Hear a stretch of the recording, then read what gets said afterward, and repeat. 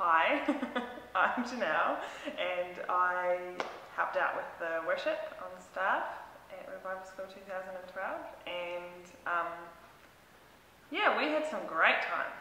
We had probably, for me, some of the most personally impacting and life-changing encounters with God happened in the worship.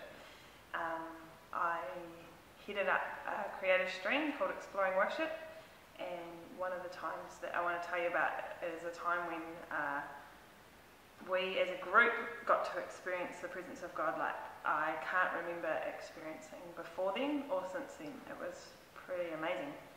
So when I was planning the creative stream, I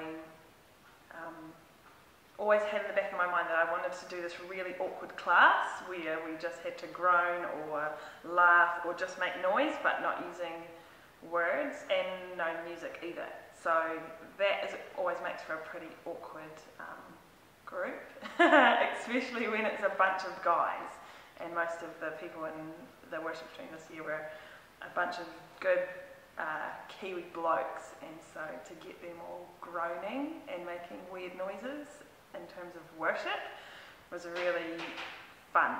And anyway, so I'd always planned to do this class, but as the time got closer and closer to do it, I just began to doubt whether or not it would be a good idea or if anything would even happen.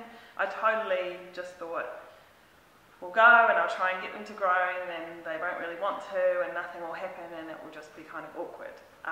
So I wasn't going to do it, but I really felt like God said, just do it. So anyway, that's what we did. We started off with a little bit of what you would call normal worship, the kind of worship we're used to in church, and then we slowly brought down the music and brought out our voices and just started groaning and exploring the power of sound. We didn't know any of the theory behind the power of sound. We just knew that in practice there is some way of connecting with God on a deeper level when we just let sound just come out from the very depths of us.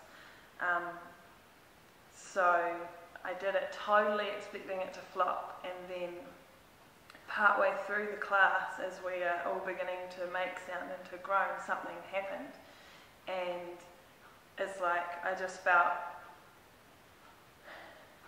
we just felt just this incredible presence of God. It was really unexpected and really special. Some of the students later in our sharing time at the end of the class, they said they felt like it opened up in them the same feelings that they had when they first gave their lives to God. It felt like that first Abba Father love connection was just opening up and welling up as they just made incomprehensible sounds, just nonsense noises, and it didn't make any sense to our natural minds why that would happen, but something just happened. It just changed.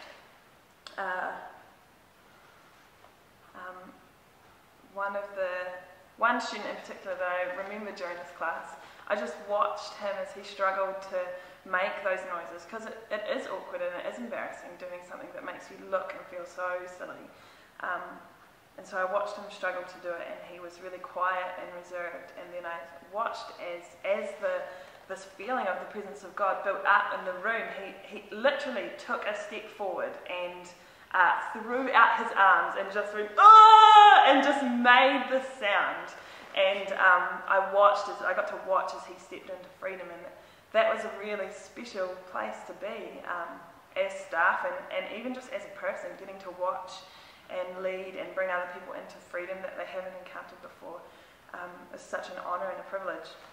Anyway, he totally did it. He did it.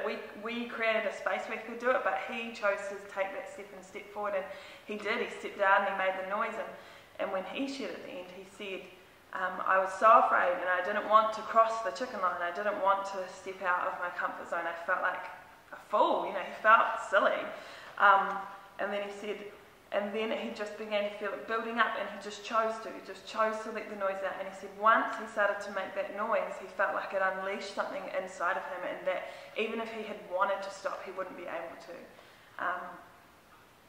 Another person said, he said, the feeling of God in this room is so weighty, and I don't know whether it came upon us, like God came like a cloud and came on us, or whether it came from within us, as in we released the glory of God that's locked up inside of us, but it was the weightiest presence that he had felt. And it really was a sense of wow, we've tapped into something here, something incredible is happening in this room.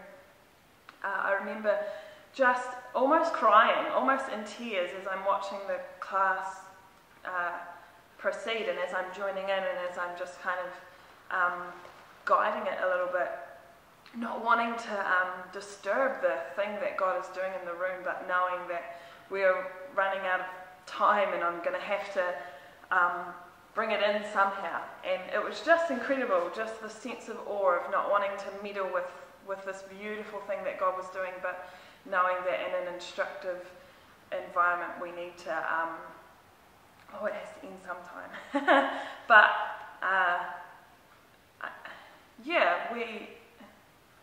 I'm not sure how we did it or why it happened, but we hit something in that time that I haven't experienced since. It's not a formula. It wasn't a thing that we could do by pushing step 1, 2, and 3 and we've dialed up God. It was something that he came and he chose to do with us, and it's something that, it's one of those moments where you've been running after God and you've been running after him and his presence and pursuing him, and then all of a sudden he's there, and it makes all of the running worthwhile, and then you can't repeat it. You can't. He's not a slot machine where you put in the coin and out pops the same thing. We're back to the fun of the chase again. We're back to I want your presence. We're back to that, and in a way it was disappointing to human nature to